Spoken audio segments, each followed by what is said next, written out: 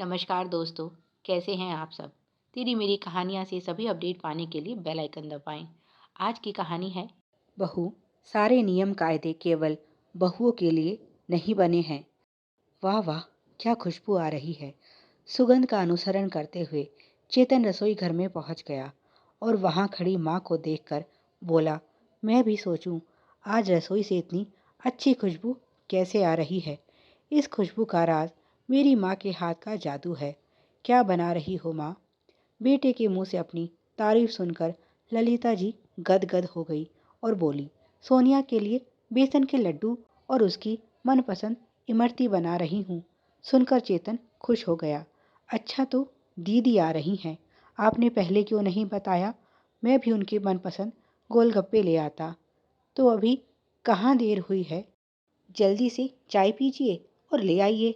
मुस्कुराती हुई अरुणा ने रसोई में प्रवेश किया, पर उसकी बात का समर्थन करने की बजाय नाराज होते हुए माँ बोली, कुछ लाने की ज़रूरत नहीं है। बहू का खुद का यह सब खाने का मन होगा और बहाना सोनिया का ले रही है। उनकी बात सुनकर अरुणा का चेहरा उतर गया और चेतन बस देखता रह गया। माँ के सामने उसकी हिम्मत ही ना हुई यह कहने की कि क्या हो गया माँ, अगर अरुणा का यह सब खाने का मन है, वह भी तो माँ बनने वाली है। जब दीदी की पसंद का तुम इतनी दूर रहकर भी इतना ध्यान रखती हो, तो साथ रहने वाली बहू का मन रखने में तुम्हारा क्या जाता है। पर उसकी बात का क्या असर होगा, यह जानते हुए चेतन ने कुछ ना कहने में ही भलाई समझी। वह अपने कमरे में आकर कपड़े बदलने लगा, पर उसका दिमाग कहीं और था। इस समय उसकी पत्नी अरुणा और बहन सोनिया दोनों ही गर्भवती हैं। यह भी संयोग ही है कि जो बहन शादी के 7 वर्ष तक बच्चे के लिए तड़पती रही, जब उसे पता चला कि भाभी भी इस समय गर्भवती हैं, तो उसे बिल्कुल खुशी नहीं हुई। उल्टा अरुणा पर इल्ज़ाम लगा दिया, भाभी तुमने यह सब जानबूझकर किया है। तुम्हें पता है बरसों बाद मैं माँ बनने जा रही हूँ। मेरी देखभाल के लिए ससुराल में कोई नहीं। ऐसे में मायके पर ही मेरी सारी आशाएं टिकी थी। अब ऐसे में माँ आपका करेंगी या मेरा? होना तो यह चाहिए था कि आपको मेरी सेवा करनी चाहिए थी, पर आप है कि काम से बचने के लिए आपने गर्भवती होने का यही समय चुना। बेटी की बातों में आकर वह माँ जो दिन रात बच्चे के लिए दुआएं मांग रही थी, उन्होंने बहू को अबॉर्शन तक की सलाह दे डाली। बहू तुम्हारा क्या है, भली चंगी हो, अगले साल देख लेना। और वैसे भी अभी तुम्हारी शादी को साल भर भी नहीं हुआ, इतनी भी क्या जल्दी है तुम्हें बच्चे की? पर सोनिया तो वर्षों बाद, लाख कोशिशों और इलाज के बाद माँ बनने जा रही है। इस समय हमें उसका ध्यान रखना चाहिए। अरुणा सास की बातें सुनकर हैरान रह गई। यह वही सास बोल रही है जिन्होंने शादी की पहली रात ही बच्चे की इच्छा उसके सामने जाहिर कर दी थी। उन्होंने अरुणा से कहा था, बहू, ना जाने कौन सी गलती की सज़ा भगवान हमें दे रहा है, जो मैं एक बच्चे का मुंह देखने के लिए भी तरस गई हूँ। सोनिया से तो अब मैंने उम्मीद छोड़ दी है। बस तुमसे ही आशा है, जल्दी से मुझे दादी बना दो। और जब पता चला कि अरुणा गर्भवती है, तो कितनी खुश हुई थी। उस दिन के बाद ही सोनिया दीदी के बारे में पता चला। बार बार कहे जा रही थी, बहू तुम सचमुच इस घर की लक्ष्मी हो और तुम्हारा यह आने वाला बच्चा तो बहुत भाग्यवान है। इसने अभी घर में कदम रखा नहीं और चारों तरफ से खुशखबरी आनी शुरू हो गई है। तुम्हारी ननद जो इलाज करवा करवा के थक चुकी थी, वह उम्मीद से हो गई है। चेतन का प्रमोशन हो गया और मुझे क्या चाहिए। और अब देखो, बेटी के सामने उन्होंने बहू को बिल्कुल भुला दिया था। जहाँ सोनिया को हर चीज़ में परेशानी थी, अरुणा की प्रेगनेंसी बहुत अच्छी थी। उसे ना तो खाने पीने की कोई तकलीफ थी, ना ही काम का परहेज। उधर सोनिया को डॉक्टर की सख्त पाबंदियां थी खान पान के संबंध में। ऊपर से बेड रेस्ट था, जरा कुछ खाती की उल्टियां शुरू हो जाती। उसके लिए यह समय सच में बहुत मुश्किल था। दोनों की एक ही डॉक्टर थी और आज सोनिया डॉक्टर के पास ही आ रही है, इसीलिए उसकी सास यह सब तैयारियां कर रही है। जबकि अरुणा ने कितनी बार उनसे कहा कि मेरे लिए भी कुछ बना दीजिए, रात को अचानक ही बहुत भूख लगाती है। पर सास गुस्से में बोली, बहू सारा दिन तुम खाती रहती हो, इतना खाओगी तो बच्चे का दिमाग दब जाएगा, उसे क्या भोंदू बनाना है। पर अरुणा भी क्या करती, उसे सच में बहुत भूख लगती है। इसीलिए चेतन बाजार से माँ से छुपा कर उसकी पसंद की मिठाइयाँ और चीज़ें लाकर देते थे, क्योंकि घर में तो माँ अरुणा के खान पान पर पैनी नज़र रखे हुए थी। उधर सोनिया चाहकर भी वह कुछ नहीं खा सकती थी। इधर अरुणा पर सास की पाबंदी थी। चेतन भी जानता था माँ का इस तरह दीदी और अरुणा में तुलना करना गलत था, पर एक दो बार उसने विरोध किया तो घर में माँ ने हंगामा खड़ा कर दिया। तुझे तो बस अपनी बीवी की पड़ी है, बहन का जरा भी ख्याल नहीं। अरे वर्षों बाद जाकर उसकी गोद भरने वाली है, उसकी खुशी मनाने की बजाय तुम दोनों को जलन हो रही है। तेरी बीवी तो यही चाहती थी कि ननद के कभी बच्चा ना हो, उसके बच्चा होने से इसकी पूछ कम जो हो जाएगी। माँ यह तुम कैसी बातें कर रही हो। भला अरुणा दीदी का बुरा क्यों चाहेगी। दीदी का बच्चा भला यहाँ कौन सा हमारी जायदाद बंटवाने आ रहा है जो हमें तकलीफ होगी। हमें तो बहुत खुशी है। तकलीफ तो इस बात की है कि आप बेटी के सामने बहू को नज़रअंदाज कर रही हैं। जब तक आपको दीदी के बारे में पता नहीं चला था, आप कितनी खुश थी कि जल्दी ही आप दादी बनने वाली हैं। पर जैसे ही नानी बनने का पता चला है, आप सिर्फ माँ बनकर रह गई हैं। भूल गई हैं सास होने के नाते अरुणा के प्रति भी आपका कुछ फर्ज बनता है। क्या यह आने वाला बच्चा आपका कुछ नहीं लगता। उसके लिए तो आप कुछ करना ही नहीं चाहती। फिक्र है तो बस अपने नाती की। पर जितना चेतन माँ को समझाने की कोशिश करता, वह उतना ही अरुणा पर अपना गुस्सा निकालती। इसीलिए उसने इस विषय में माँ से कुछ भी कहना छोड़ दिया है।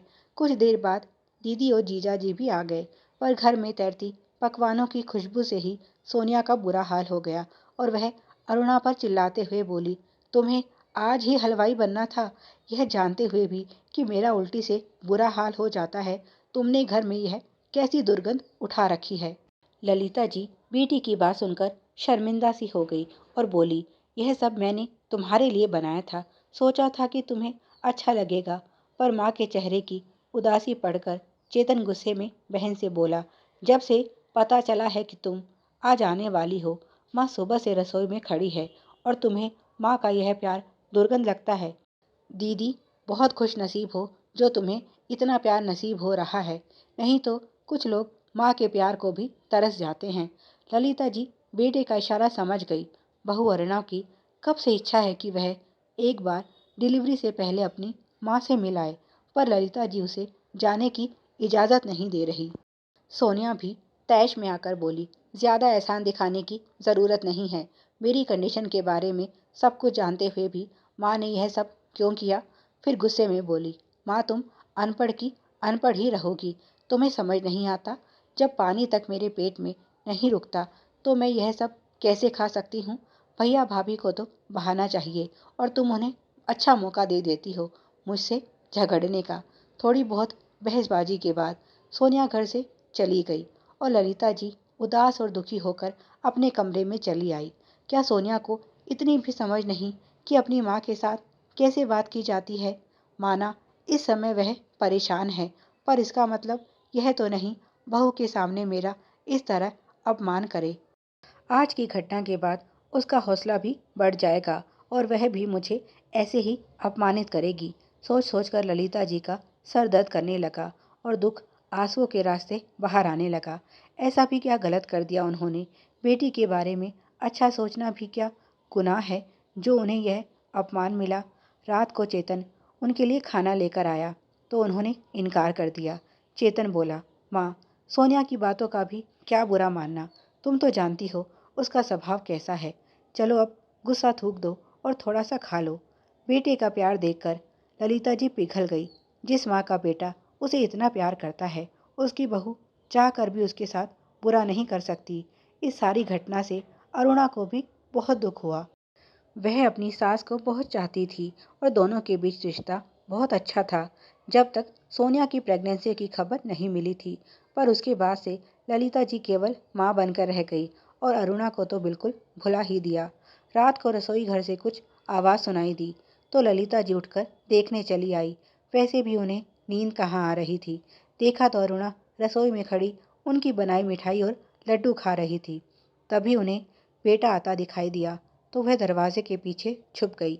चेतन अरुणा से बोला, इस तरह छुपकर खाने की क्या ज़रूरत है, आराम से बैठकर कमरे में खाओ। अरुणा बोली, माँ जी ने यह सब कुछ दीदी के लिए बनाया था, पर शाम को जो हुआ उससे माँ का दिल बहुत दुखा है। इसीलिए उस समय चाहते हुए भी यह सब खाने की मेरी हिम्मत नहीं हुई, पर क्या करूँ, खुद को रोक नहीं पाई। इसे भी तो प्यार चाहिए, नानी का ना सही, दादी का ही सही।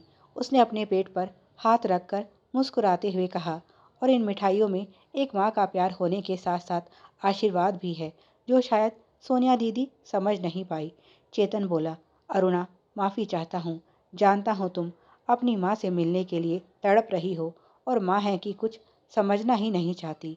एक तुम हो जो दूर रहकर भी अपनी माँ का प्यार महसूस कर सकती हो, और एक दीदी हैं जिन्हें देखकर भी कुछ दिखाई नहीं देता। उन्होंने आज जो किया उसके लिए मैं उन्हें कभी माफ़ नहीं करूँगा। मैं सब कुछ बर्दाश्त कर सकता हूँ, अपनी माँ का अपमान नहीं। अपनी माँ के लिए वह अगर इस तरह की अमर्यादित भाषा का इस्तेमाल कर सकती है तो सास के साथ तो पता नहीं क्या बर्ताव करती होगी। ललिता जी कुछ सोचते हुए कमरे में वापस आ गई। अगली सुबह उन्होंने अरुणा को अपने पास बुलाया और बोली, बहू, चेतन को तो छुट्टी मिलनी मुश्किल है, तुम अपने भाई को बुला लो। ऐसी हालत में मैं तुम्हें अकेले जाने की इजाज़त तो नहीं दे सकती। अरुणा हैरानी से उन्हें देखने लगी और बोली, पर माँ जी, फिर रिवाज का क्या होगा? आपने तो कहा था इस अवस्था में बेटियां मायके नहीं जाती। ललिता जी बोली, बहू, सारे नियम कायदे केवल बहुओं के लिए नहीं बने हैं। जब सोनिया यहाँ आ सकती है तो तुम भी जा सकती हो, पर हाँ, इसके बाद फिर बच्चा होने के बाद ही जा पाओगी, इसीलिए फिर जाने की जिद मत करना। अरुणा ने सहमति में गर्दन हिला दी। पीछे खड़ा चेतन भी यह सब सुन रहा था और वह मुस्कुराता हुआ माँ के गले लग गया और बोला, माँ, तुम कितनी अच्छी हो। ललिता जी मन ही मन सोचने लगी, अच्छी तो मेरी बहू है, जो प्यार मेरी बेटी ना देख पाई वह उसने देख लिया। जब उसके मन में मेरे लिए इतना सम्मान है तो फिर मैं सब कुछ जानते हुए अनजान कब तक बनी रहती। अब वह तैयार हैं एक नानी के साथ साथ दादी की जिम्मेदारियां पूरी करने के लिए। प्यारे दर्शकों, आप सभी की सुविधा के लिए चैनल पर सैकड़ों कहानियाँ विभिन्न प्लेलिस्ट के रूप में उपलब्ध हैं। उन्हें भी पढ़ें और अपना प्यार दें। धन्यवाद। Please like, share and subscribe. Thanks for watching.